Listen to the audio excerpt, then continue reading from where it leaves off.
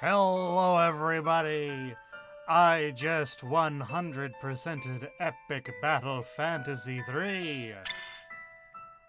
Got all the medals. I beat the game first on normal mode and then on epic mode. On normal mode, it took me about 13 hours, and on epic mode, it took me about 20 hours. So, in total, 100% of this game took about 30 hours. And, game's amazing, you guys. It's so good. Let me just hop in here. So, God. Turn that sound, down. There. Sorry. I didn't do sound testing, and I know I should. I always forget to do sound testing. I'm dumb. So the game revolves around these three characters, Matt, Natalie, and Lance. Matt is your normal fighter dude bro, not very smart, but very, very strong, and he's got that good heart. Natalie is very, very smart, very, very kind, and, there's lots of, perverty, sex jokes with her. There's a whole achievement in the game based around clicking her boobs, because if you click her boobs, they bounce in combat. Just one of those fun things.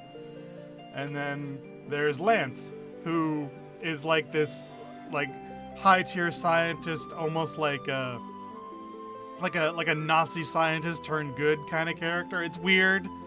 In Epic Battle Fantasy 2, he was the main bad guy, and then you beat him up, and he's like, alright, I've beaten, I'll join you guys for the third adventure and stuff. There is sort of a continuing story between the Epic Battle Fantasy series, but not really. It's just in so much that characters join the party as time goes on. In the first game, there's Matt and Natalie, and they're together. And then the second game is Matt and Natalie. They beat up Lance. Lance joins, and then in the third game, it's those three together, and then so on and so forth. But that's really as far as the story really interconnects. There's also other supporting characters like No Legs the cat, which is just a cat with no arms or legs that helps you out, and there's a couple of other reoccurring characters. A lot of the NPCs are reoccurring as well, which is just fun. They're all references to stuff. This is just a Newgrounds game that didn't know when to quit and became amazing. And so there's all these, how the game really works is that you fight in normal turn-based strategy. It's all mouse and WASD driven, which is sort of a midpoint. I wouldn't say it's a bad thing, but it is sort of a weird thing that you have to do the battle fights with the mouse. Here, I'll get into a combat real fast.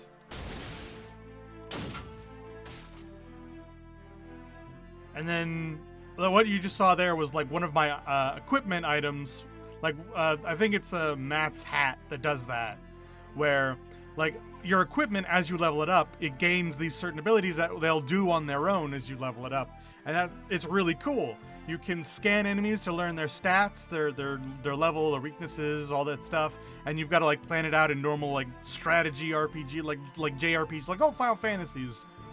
But it is sort of weird that you have to use your mouse to do this. Normally you do this with the control keys or something, but instead it's Matt's turn, you click to attack, you click who you want to attack, and they attack.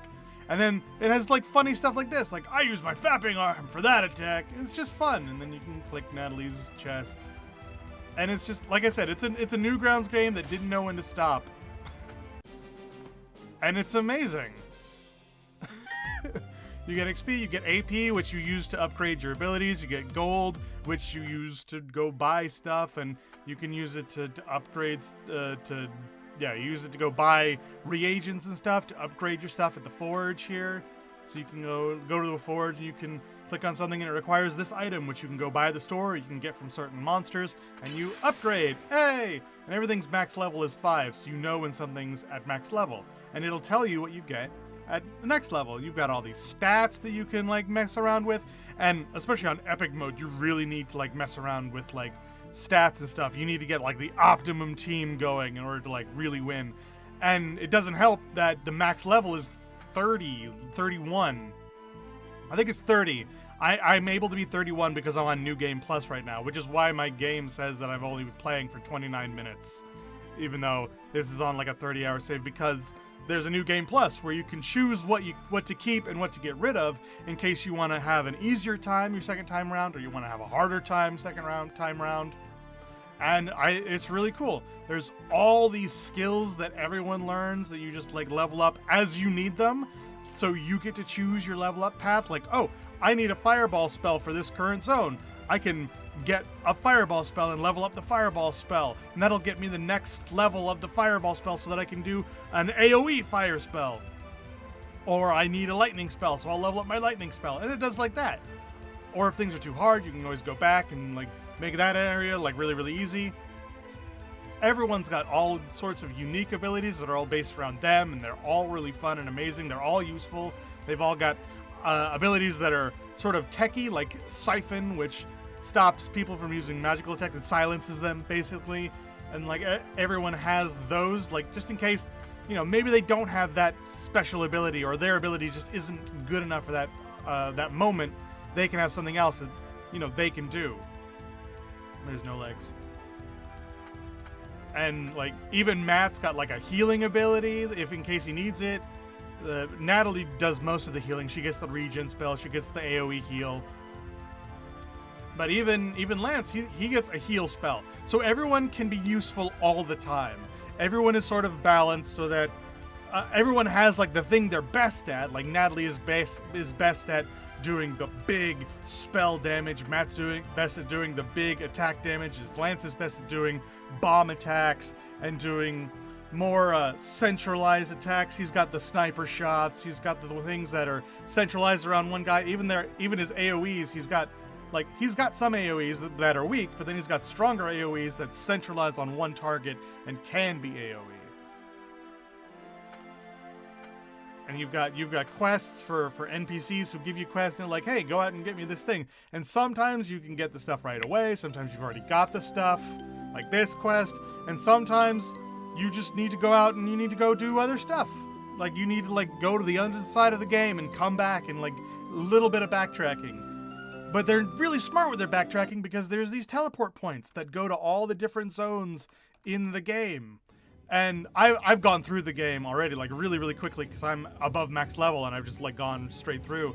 And you have to solve puzzles and stuff in order to like get to the next area, to unlock the teleport point, to go to that area. It's really smart. It's really clever about everything it does. And it's got these reference characters like Sir Ken, who's from Kenshin, a really nice anime. It's got a bunch of references and stuff, and you know, because it did start off as a Newgrounds game.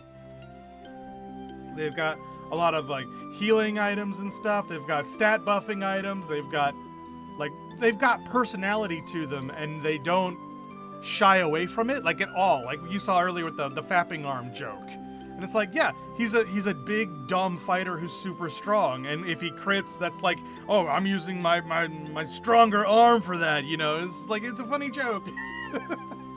Or at least I think it's a funny joke.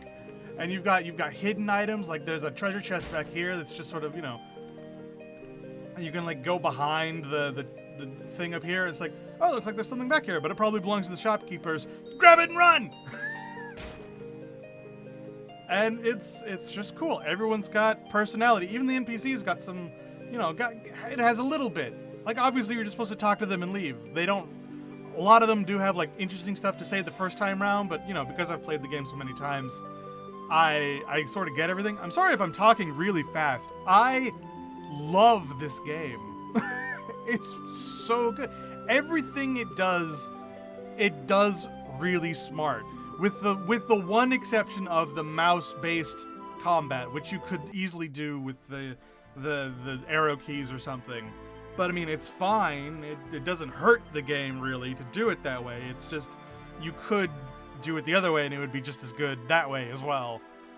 Maybe it's because there are a lot of menus and stuff. It's easier to just click and like point and click, especially for like it being a Newgrounds sort of game. Although I am playing it on Steam. I'm playing it on Steam. And I don't know. I don't know if it's better or not.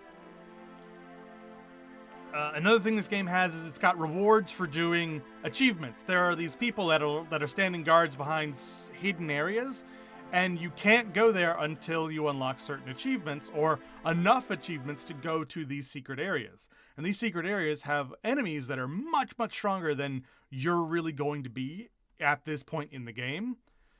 So you either work really, really hard and like earn that stuff, or you can just run away. It's not going to stop you.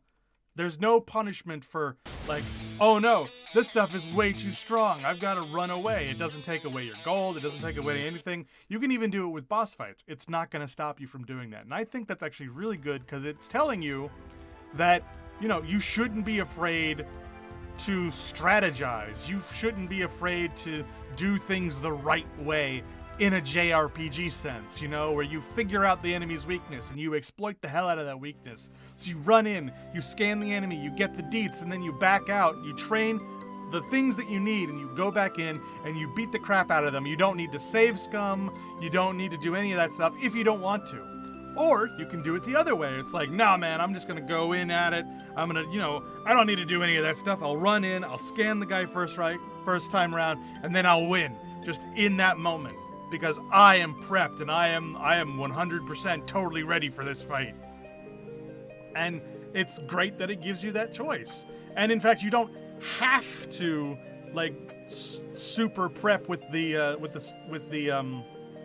armor and weapons and stuff. Really, it's just the weapons that matter when it comes to your attack, and only really for Matt.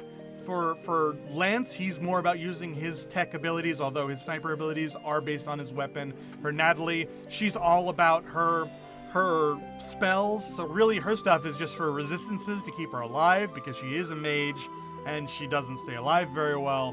Matt is the only one where it's like, oh, the weapon matters for that. And even then, there's the Avenger, which is what I love to use because it's elementless.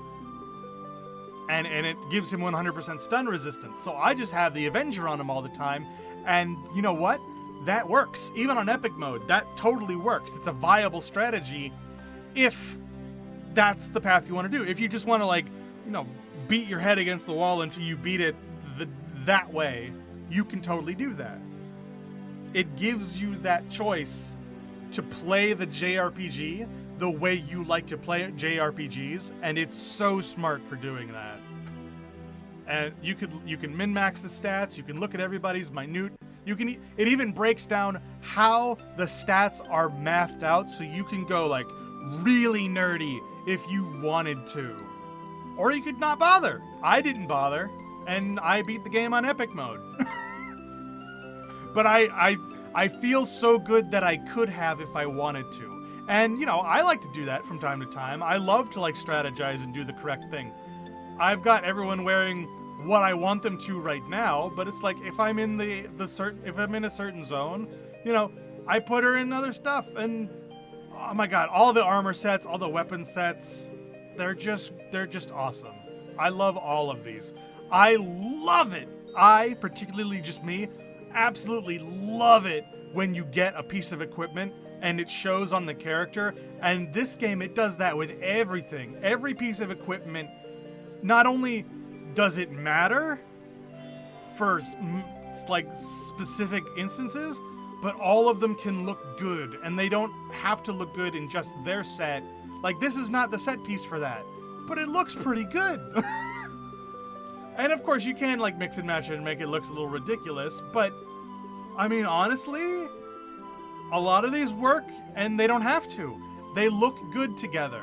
You can do the set pieces and like be really, really good, or you can mix and match, and you know what? It doesn't look terrible, like with some JRPGs that do that. If they do that at all, and this game, it does that with every piece, and I love that. I am super into that sort of thing. And of course, there's a reference with the Soul Eater and the Soul Calibur, haha. So yeah, what would I rate this game? Oh, I gotta give it like an A, probably an A+. Easy 9 out of 10, maybe a 10 out of 10. Listen, I'm very, very hard to please. I love this game. It gets my fanboy award, whatever, my badass seal of approval. I know that's Angry Joe's thing. Yeah, my fanboy award. It's so good, and it's a perfect like entry point for JRPGs. Like if you're not super into JRPGs, or you've never played a Final Fantasy before, play Epic Battle Fantasy. You won't regret it because it teaches you how to play. Most Final Fantasies, especially the Renaissance ones, the like really heralded ones like 6, 7, 8, 9, you know, they don't tell you how to play the game because they assume you know. You know, they were made during the time when that stuff was all the rage. You know, they figure that you know. It's understood knowledge. This teaches you how to play because it's from Newgrounds. And it's got its own control scheme, so it needs to teach you. And that is a nice bridging point into JRPGs, and I love JRPGs. I probably would give this a 10 out of 10. I'm having a lot of trouble finding real fault, except that, well, I don't even want to say that it's time. It's time. Like, most JRPGs are like 60, 70 hours, but you know what? Even at only 20 hours, this was like a full experience. They didn't like cut corners anywhere. There was no laziness in this.